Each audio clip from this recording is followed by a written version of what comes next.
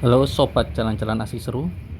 Di kesempatan sore hari ini kita sedang berjalan-jalan di wilayah Desa Canggu, Kecamatan Pare, Kabupaten Kediri. Ini ada sebuah peninggalan yang diidentifikasikan sebagai peninggalan zaman Majapahit, yakni Candi Surowono. Candi ini memang cukup ramai dikunjungi oleh warga. Tapi karena kita datang ke sini pada waktu sore hari menjelang penutupan, jadi banyak sekali pengunjung yang telah kembali pulang. Tapi kita oleh penjaga atau juru pelihara dari candi ini diizinkan untuk melihat-lihat keindahan Candi Surowono ini.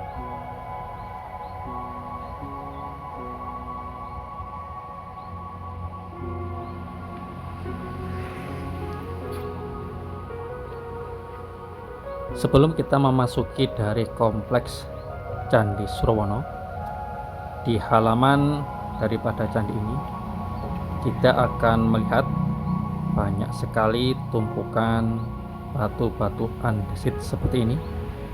Ini nampaknya memang bagian dari penyusun candi ini, tapi memang untuk sementara waktu ini belum bisa dipasangkan di candi induk. Mungkin karena masih perlu proses dan juga perlu identifikasi. Oleh karena itu, untuk sekarang ini kita lihat masih ditata berjajar rapi seperti ini.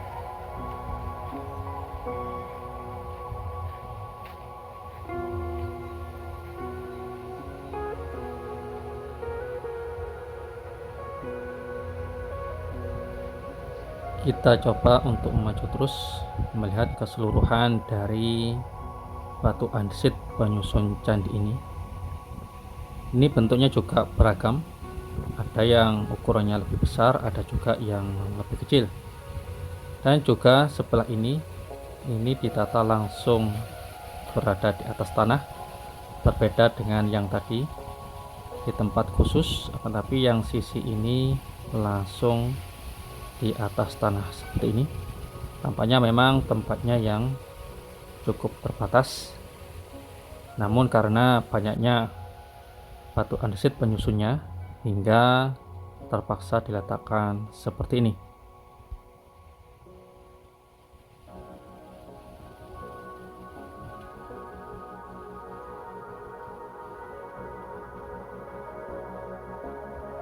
Bahkan di sisi ini bukan hanya diletakkan satu persatu, tetapi langsung ditumpuk seperti ini karena memang saking banyaknya. Ini ada dua tumpuk, terus kita susuri untuk melihat seberapa banyak batuan di sini. Ini tiga, cukup panjang juga. Ada tiga tadi tumpukan batu andesit. Di sebelah sini juga ada. Nampaknya dulu Candi Surowono ini cukup besar teman-teman. Dilihat dari bekas-bekas batu andesit yang berjejer di berbagai sisi. Tetapi memang saat ini belum selesai dibongkar seluruhnya.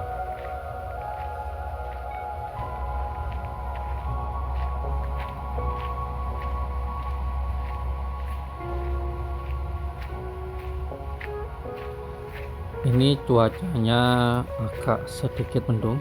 Kita doakan saja semoga tidak sampai turun hujan. Juga waktunya pas sore hari.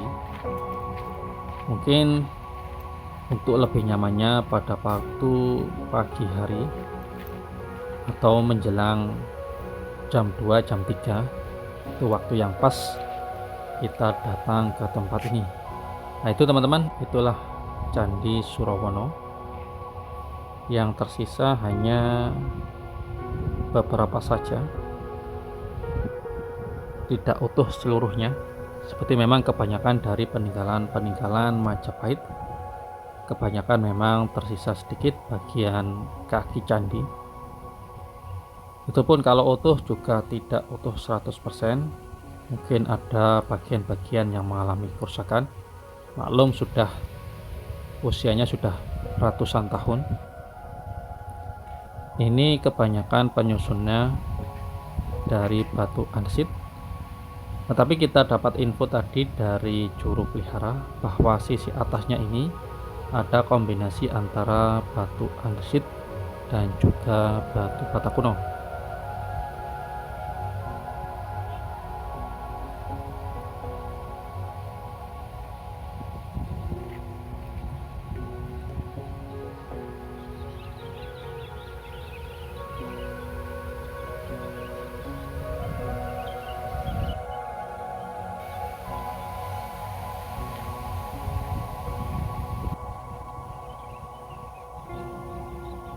Ini di pojokan tapanya ada arca. Ini adalah Gana, yakni pelayan Siwa. Tampak dia seolah-olah sedang menyangga dari struktur Candi Surwono ini. Gana ini langsung dipimpin oleh Ganesha.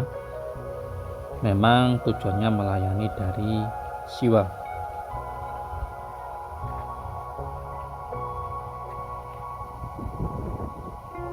Di bawahnya juga kita jumpai banyak sekali relief-relief yang dipahatkan di candi ini. Mungkin karena ini penyusunnya dari batu andesit, jadi bertahan cukup lama. Biasanya kalau peninggalan zaman Majapahit terbuat dari batu bata, khususnya yang berada di daerah Mojokerto.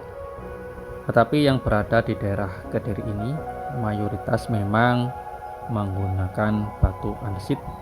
Wajar kalau sampai hari ini ukiran-ukiran yang terdapat di panel-panel reliefnya masih bisa kita saksikan keindahannya.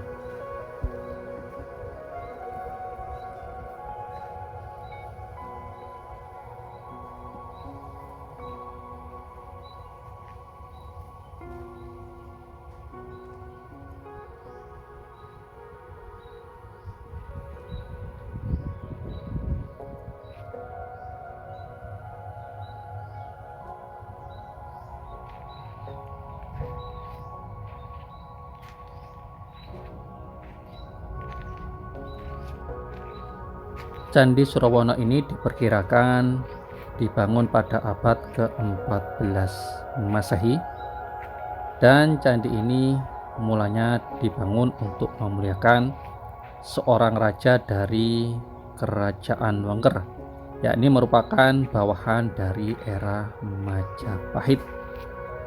Bere Wengker ini diketahui wafat pada tahun 1388 Masehi.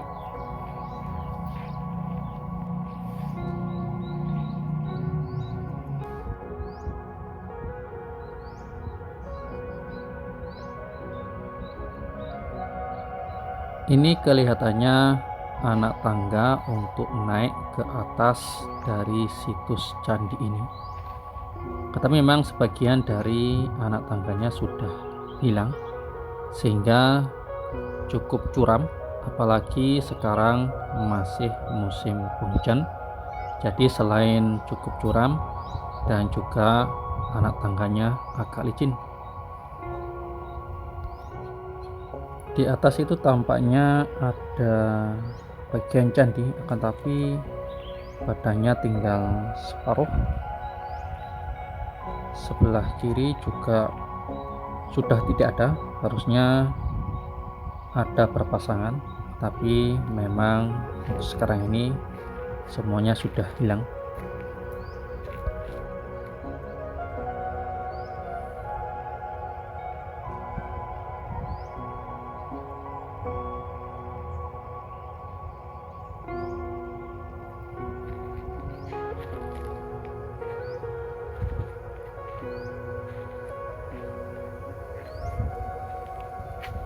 Candi ini selain dinamakan sebagai Candi Surwono, ada juga namanya yakni Wisnu Bawanapura. Untuk Candi Surawana ini juga beberapa kali disebutkan di dalam kitab Negara Kertagama, yakni bahwasanya dikisahkan jika Sri Natawangkar pernah membuka hutan Surabana atau Surawana, Pasuruan, dan juga Pajang. Pada bagian lain juga disebutkan bahwasanya Raja Hayam Wuruk pernah bermalam di Curah Bahna, yakni Surawana sekarang ini, setelah perjalanannya dari daerah Blitar.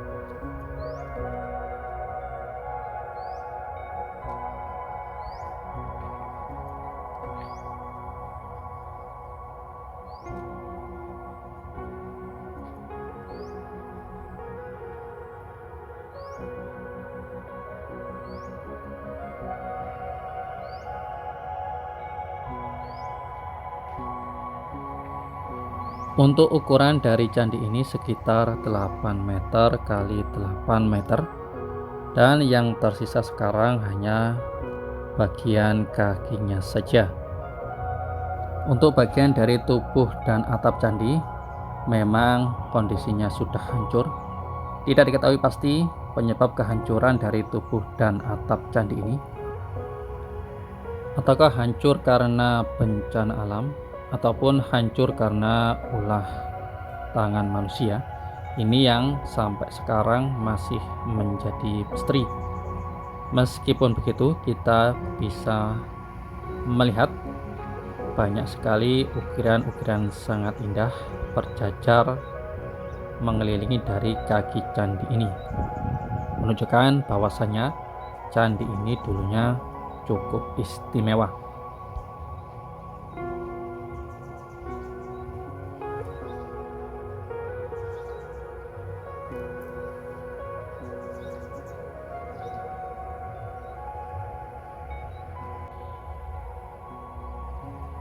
Masing-masing relief yang dipahat pada panel-panel berikut ini nampaknya memang memiliki frame kisah-kisah tersendiri, tampak syarat akan makna.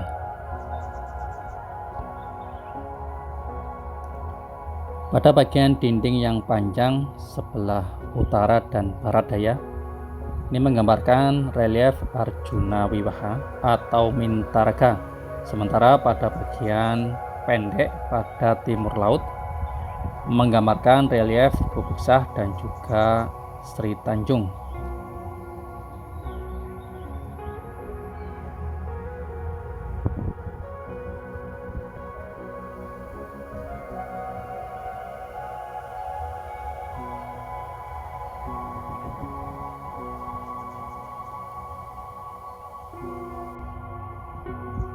Cerita tentang Sri Tanjung di situs candi ini memang cukup populer, yakni membahas tentang sepasang suami istri, yakni Sidapaksa dan juga Sri Tanjung, di mana di suatu ketika mereka harus berpisah dikarenakan Sidapaksa diutus oleh sang raja untuk sebuah misi. Ketika Sidapaksa telah kembali dari misinya, ia mendapat hasutan fitnah bahwasanya istrinya Sri Tanjung tidak setia. Mendengar hal tersebut, Sidapaksa karena termakan provokasi akhirnya menghabisinya. Kemudian diceritakan selanjutnya bahwasanya Sidapaksa menyadari kesalahannya dan ia telah termakan fitnah, dan ketika itu merasa sangat putus asa.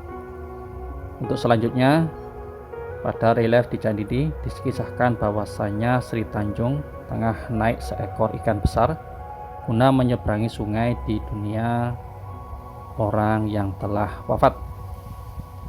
Intinya dari cerita Sri Tanjung dan juga Sidapaksa, akhirnya kedua pasangan ini bisa disatukan kembali karena memang Sri Tanjung terbukti tidak salah, hingga ia dihidupkan kembali untuk bisa bertemu lagi dengan suaminya.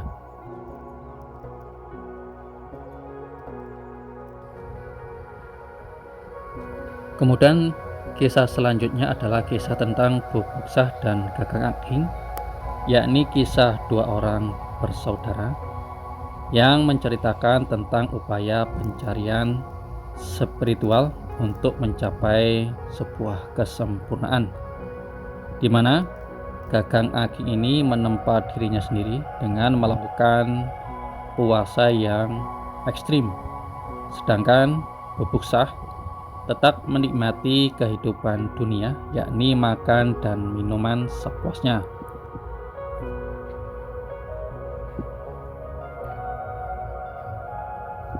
Pada suatu ketika, Batara Guru mengirim utusan untuk menguji kedua saudara ini, yakni Bubuk Shah dan juga Gagang Aging, dalam bentuk harimau, di mana harimau ini meminta daging segar kepada keduanya. Gagang Aging seketika itu menjawab bahwasanya tidak ada gunanya meminta daging kepada dirinya karena merasa dirinya kurus kering. Namun berbeda dengan Gagang Aging, Bubuk Shah ketika itu langsung menawarkan dirinya untuk bisa dikonsumsi. Harimau tersebut kemudian langsung menampakkan wujud dirinya yang asli, yakni sebagai utusan dari Batara Guru, sehingga waktu itu langsung Bubuk Shah dinyatakan lolos dari segala ujian.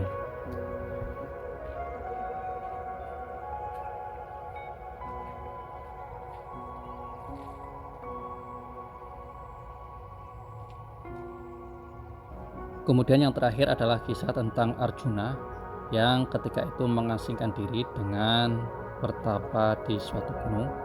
Pertapaan ini dilakukan oleh Arjuna karena merasa prihatin atas adanya perselisihan antara Pandawa dan juga Kurawa.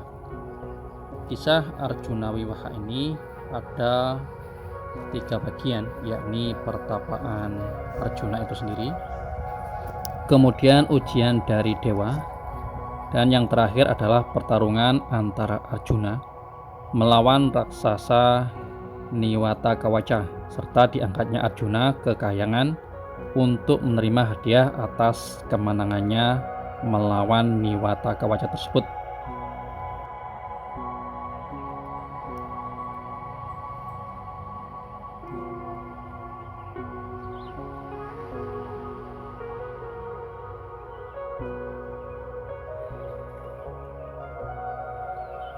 Candi ini memang banyak sekali memiliki keistimewaan. Oleh karena itu, patut sekali candi ini digunakan sebagai wisata edukasi sejarah. Katanya juga berada di tengah perumahan penduduk, sehingga akses ke tempat ini cukuplah mudah.